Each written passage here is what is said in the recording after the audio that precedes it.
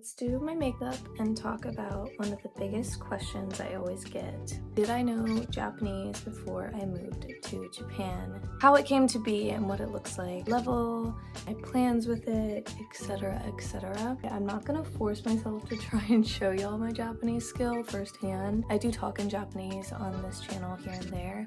I know that specifically I did one where I was practicing my Japanese speech I had to give for class. I'm sure I'll do more in the future, but I say I'm not gonna force myself just because I want this morning to be chill. I think a language, any language that I know that isn't my first language, English, does put a little bit of pressure on me every time I do it. I love learning languages. Start off by saying that I don't know a lot about what I want out of life. Say I have some like bigger goals or like things that I do know that I want out of life, but I have a lot of uncertainty. Something that I do know, I set a goal for myself 4 years ago, was taking German, and I loved learning German. I think I got on some type of platform. I don't know if it was TikTok or something else, but I saw a lot of polyglots and I was like, that is so cool. I just fell into this wormhole of being like, wow, I would love to know a lot of languages. And at the time I was planning to live in Germany for 1.5 years. Sadly, COVID did happen, so I wasn't able to do that. But at the time I was like really expanding my world and the way that I was thinking about travel and where I live, and that was kind of the start of it. My goal is to learn about 8 to 10 languages by the time I'm an old lady, and I'm in no rush to learn everything, but I want like to be at a continual learning. It takes me down another wormhole, but I'm not going to go down, but I would mention it in passing that I also think it would be really fun for like older me to still have shit that I'm dreaming about and accomplishing. So that's also a little part of it that I think that it'll be really good for me. Have goals that aren't always like the typical career family at that point, that I have something for myself. And yeah, anyways, with Japanese specifically, out of all of the Asian continent's languages, I do have a list that I really love. Japanese was my #1. The reasoning is because I think it sounds beautiful. And that was my main reason and why I started learning. So I have been self-taught for 2 years. Started off by learning all the alphabets, and by that I mean kana and katakana. Obviously I have not learned kanji, still learning that to this day. And then I started to learn vocab. I started off just like with vocab that interested me and things that I really thought of it as if I were to meet a Japanese girl my age, what would we want to talk about? Kind of where I went with it, and basic grammar, and was doing that for about 2 years. I did at one point try a website/app called Precool, I think. It didn't last very long. The scheduling for me and the tutor wasn't working. Fear I'm just a little too lazy that after it didn't work, I was like, womp, just moved on and continued to study by myself. In that time that I was learning, I would say I would study about 3, sometimes 4 times a night. And that's kind of how I was going about it. And I studied for, I would say maybe 2 hours. Yeah, it was mainly just learning vocab, doing different grammar. For me, I would choose one new grammar, learn like a lesson of it that I found online, and then the rest of the week practice it, and I'd move on. Honestly, the basic grammar, I just kept going over it, so I'd try and like be solid on it. There would be one week where I'm like, I don't know what to study. I can't find anything that feels like a skill level that I could obtain, you know? Like it's a little too high level, or like I don't know the other shit surrounding it to get to that point. So I would just go back over something I had already learned. Again, this was like in my free time, so there definitely was weeks where I was like really busy with work or just life stuff that I wasn't studying. But for 2 years, that's what I did. I feel like I got pretty good conversationally. My Japanese still is very broken in my opinion, but I just know that when I'm talking, I'm not using the proper like in-between words, if you will. Also, peep the pretty palette again. Loving this palette for sure. Flower nose. So then, fast forward, I decide I want to live and test out Japan. And I lived here for 4 months. This was a 1.5 years ago, I believe. It was in 2023, from the end of summer until start of winterish. And I got to practice firsthand my Japanese, and I loved it.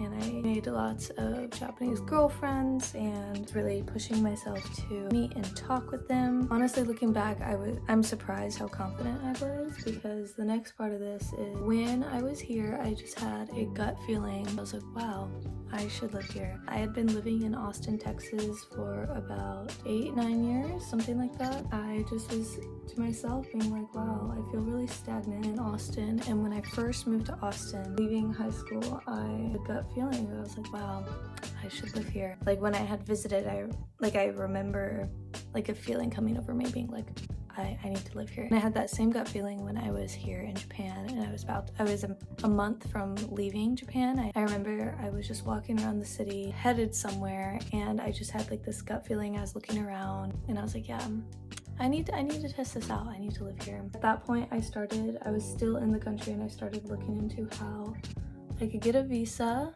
That's a whole nother story, but all to say with that is when I left the country and I went back to America, and I stayed in America for a whole year, saving up money, getting the visa, which was not super easy, and preparing to leave the country. A lot of stuff besides what I just said in life happened, personal life things. I'm no stranger to personal life things happening. 1,000,001 lore stories about me growing up.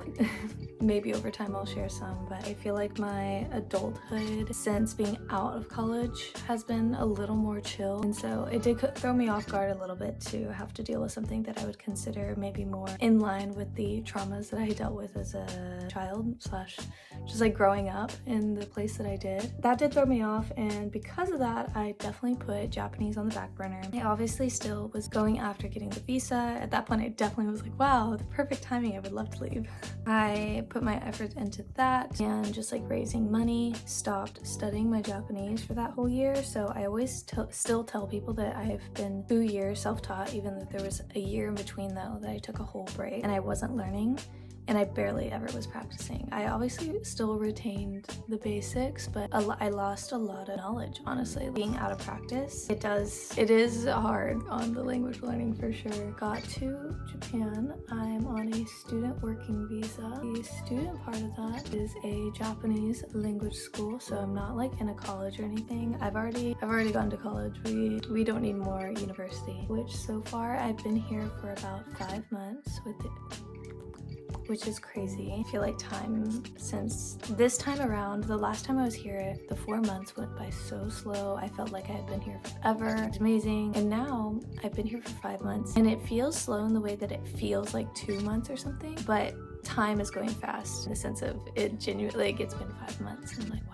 I've been here longer now than I did before, and I've almost been here half a year. It feels like 2 months. My language skill though, definitely think that initially coming into Japan the first time, coming off of 2 years straight of practicing and eager to make friends and really able to invest time in that because of what I was doing to allow myself kind of like the freedom to do that versus moving across the country, taking a whole year off and kind of investing my initial time here into my school as well, but a lot of it into actually moving here and all the hoops that I had to jump through to be able to do that. Even when I got here, it kind of wasn't over and there were still things I needed to take care of. That my Japanese skill in 2023 versus in 2024 when I came back, I think in 2023 it was better. And now that I've been here for 5 months, it definitely has improved a lot in a different way than it had been before. I still think that my speaking skills on a conversational level just aren't as good as they were before, which is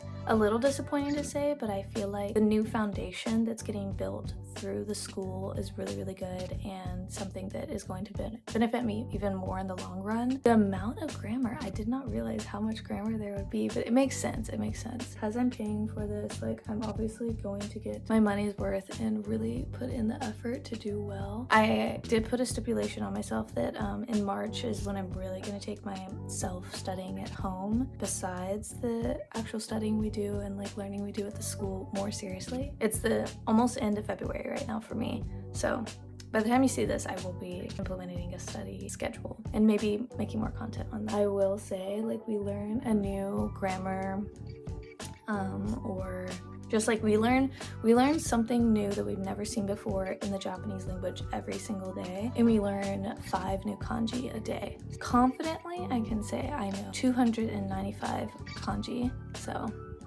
and I've decided, so I've taken, this is also kind of a backtracker, but just, talk about it. Also, I'm in an N4 level Japanese, and I was planning on taking my N3 this summer, but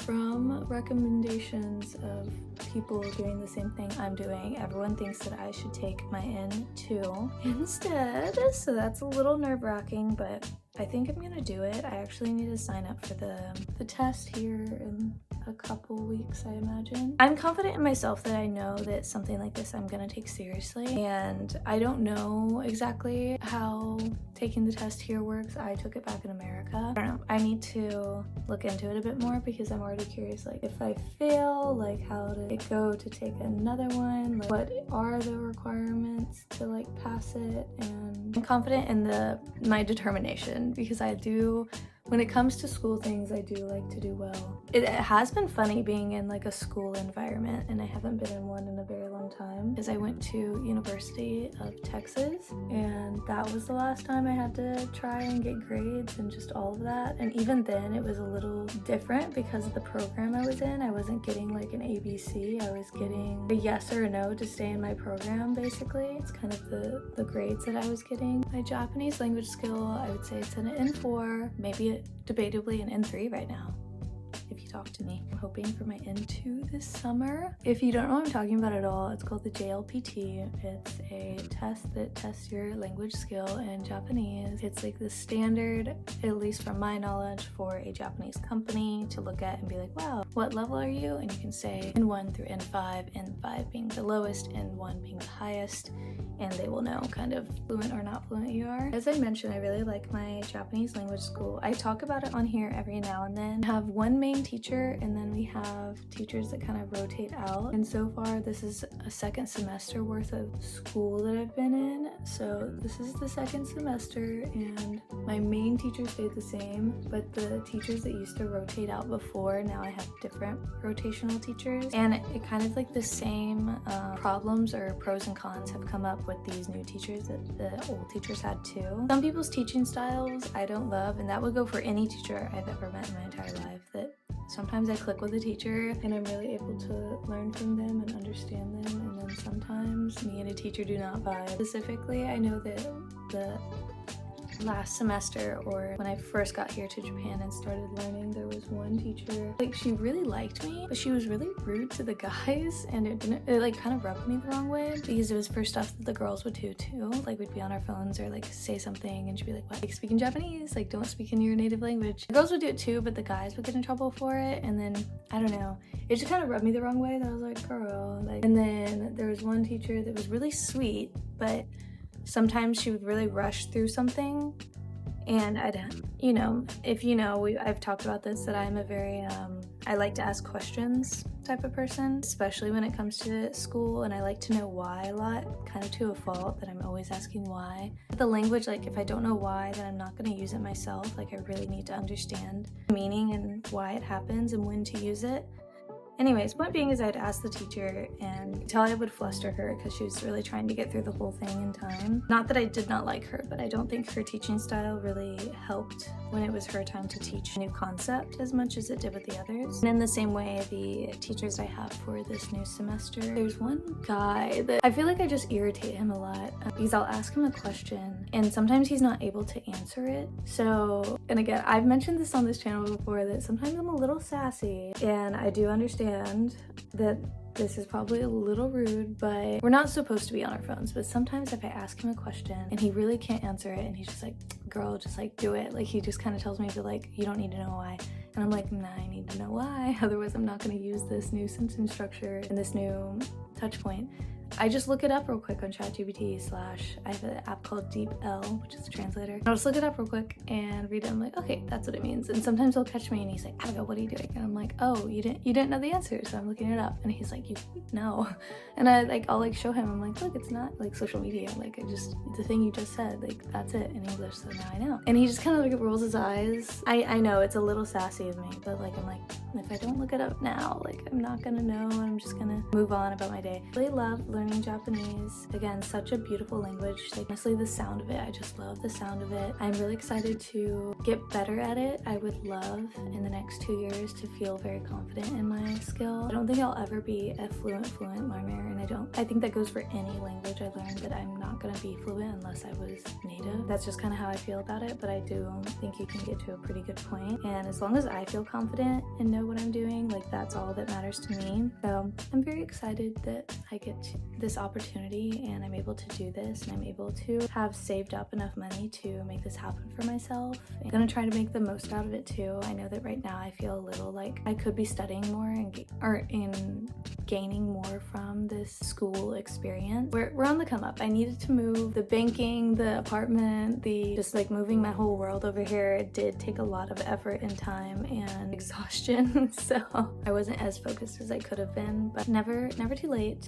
My Japanese language skill and my history with it a little bit in a nutshell. Just to add one more little tidbit, I also grew up around anime when I was little. My first ever animes were Eureka 7 and Full Metal Alchemist. Soul Eater, watched the Ghibli movies. So I watched like Spirited Away, Howl's Moving Castle. It was because of my oldest brother. My oldest brother is about 10 years older than me, and he loved anime. And so about when I was younger, let's say 5, so he was already really into the anime. Definitely kind of a nerd. I don't say that in a mean way. I mean, I can be very nerdy too. But it was so nice to kind of bond with him because he's older in that way. So I really leaned into it. So I would say until I was about maybe 10, I was watching animes all the time. So I already had like a laundry list of anime that I loved. I do love anime, and so that goes into kind of the language learning as well, and kind of again where I more heard it. I do love Japanese music as well. That is a little bit of a background. I definitely don't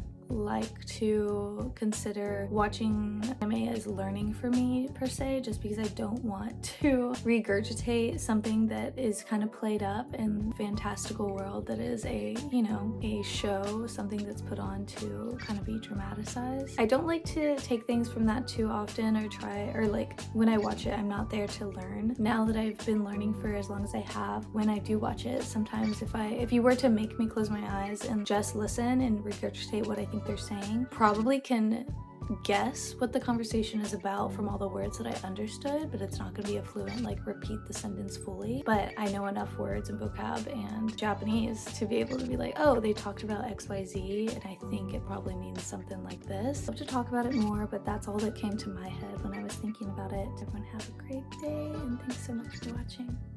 Matane.